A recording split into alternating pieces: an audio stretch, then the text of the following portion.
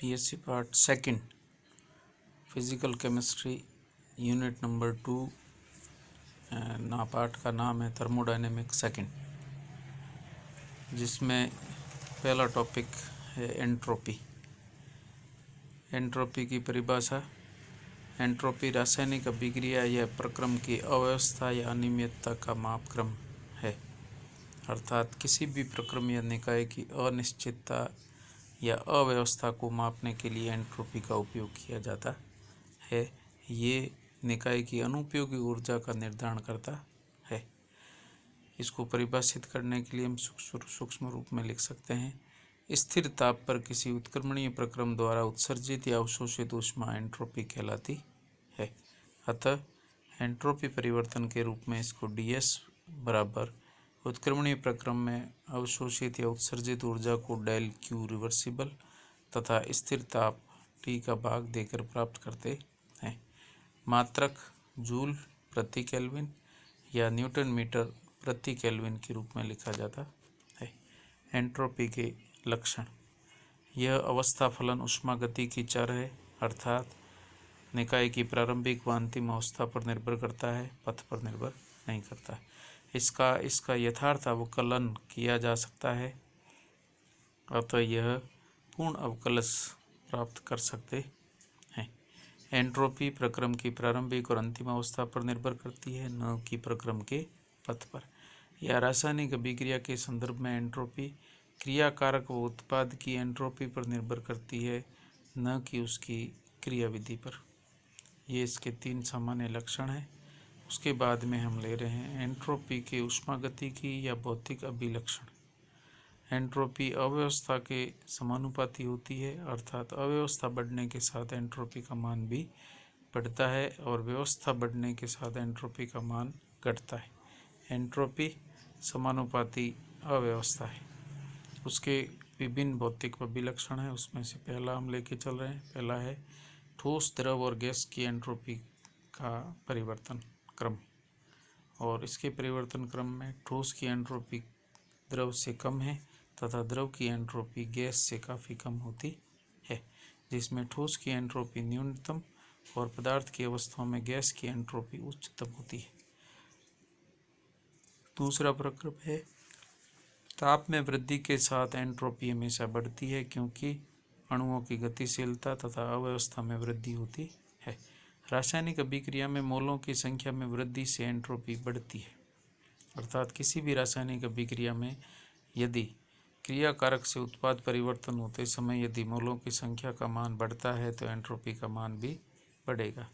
ठोस को घोलने पर भी एंट्रोपी बढ़ती है, अर्थात ठोस निश्चित क्रिस्टल जालक में स्थिर आयनों के रूप में या स्थिर कणों के रूप में है, लेकिन घोलने पर कण जलयोजित अवस्था के अंदर या विलायक योजित अवस्था में बिखर जाते हैं, इसलिए एंट्रोपी का मान बढ़ता है।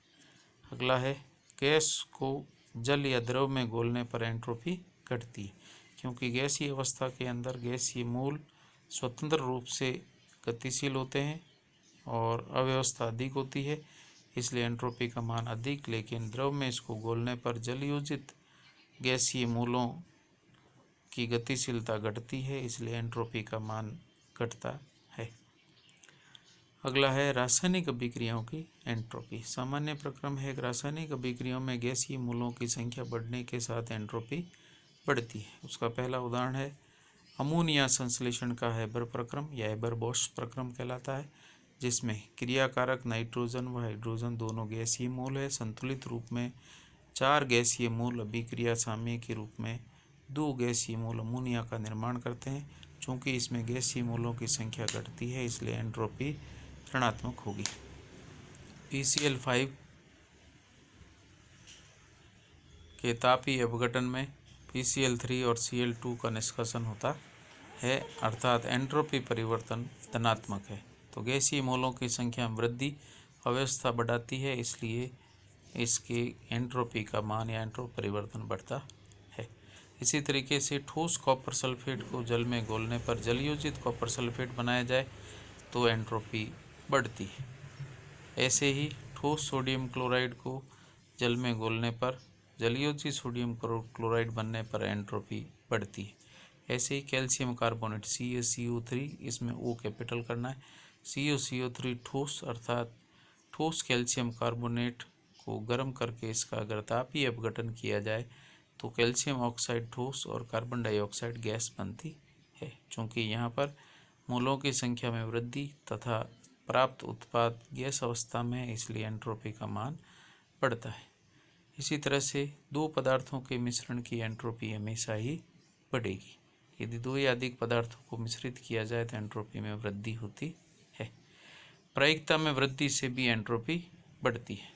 ये पॉइंट है जो कि 1 नंबर के प्रश्न में पूछे जाते हैं और एंट्रोपी परिवर्तन और उनकी भौतिक अवस्था परिवर्तन के साथ एंट्रोपी के मान में परिवर्तन को दर्शाते हैं।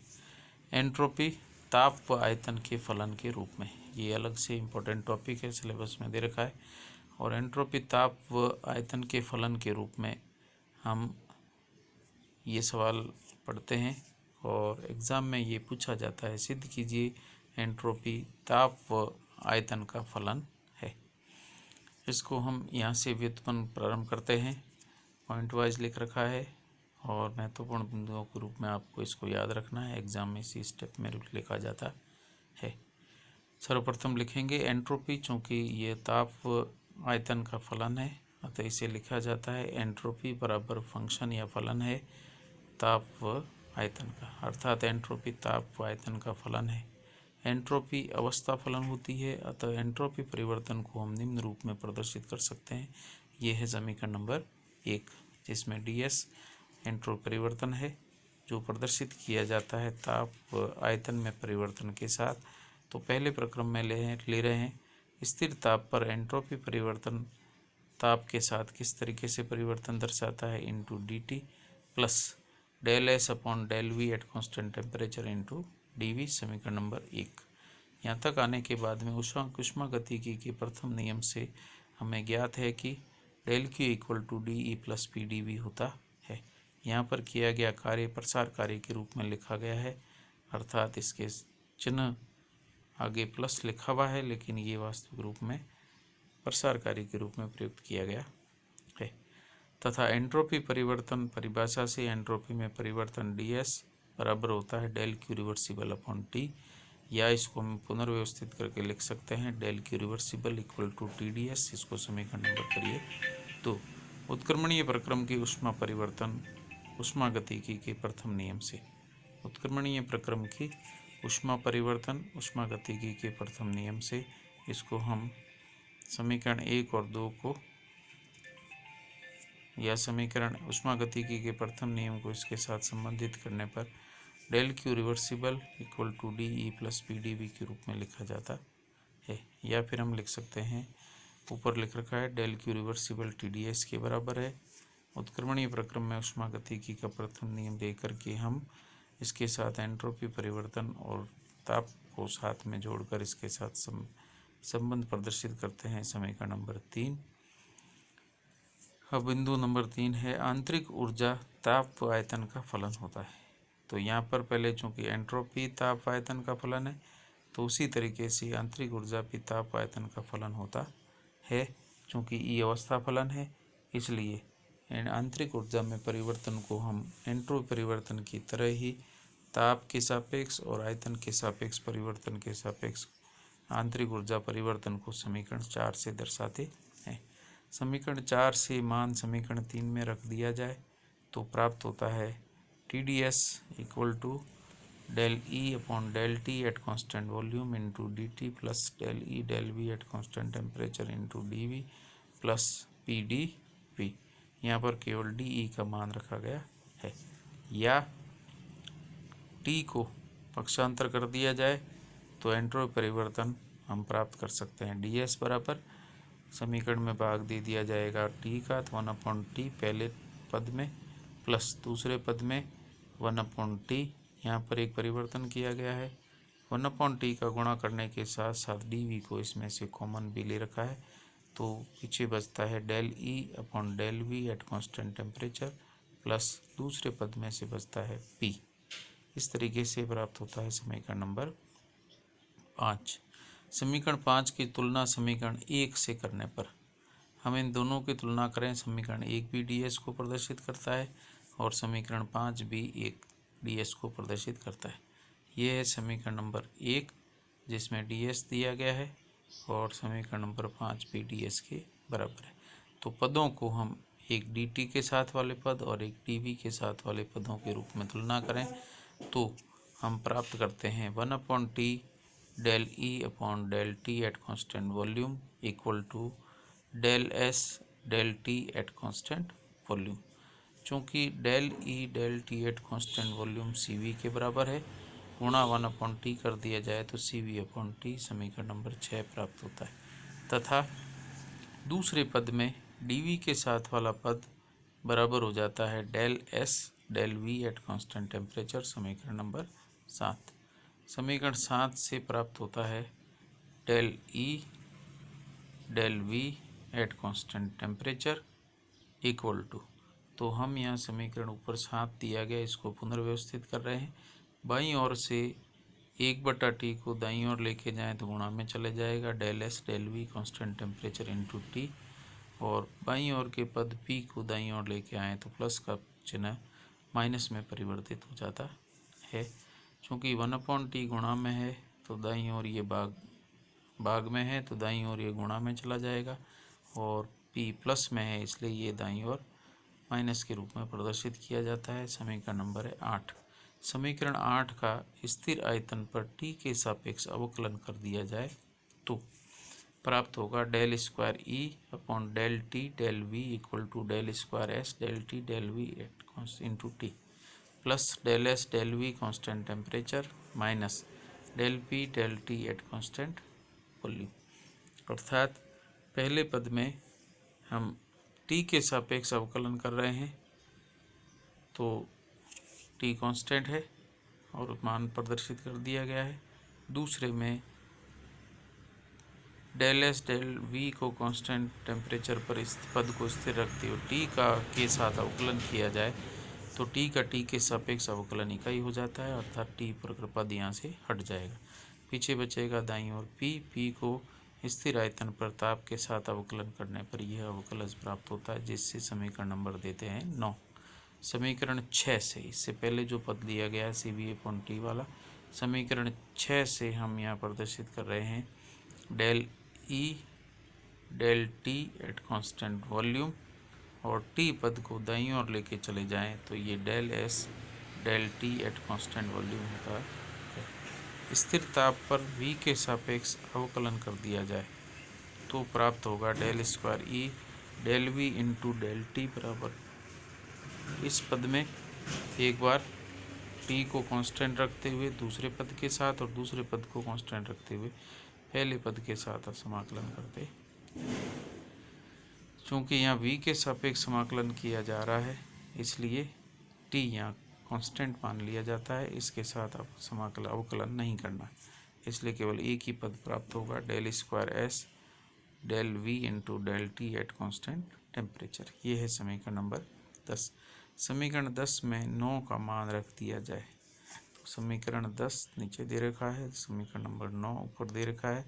तो समीकरण 10 में हम समीकरण 9 का मान रख देते हैं तो del square E del T del V, del square E del V del T, चूँकि ये दोनों एक दूसरे के समानांतर है, मान रखने के बाद प्राप्त होगा del स्क्वायर S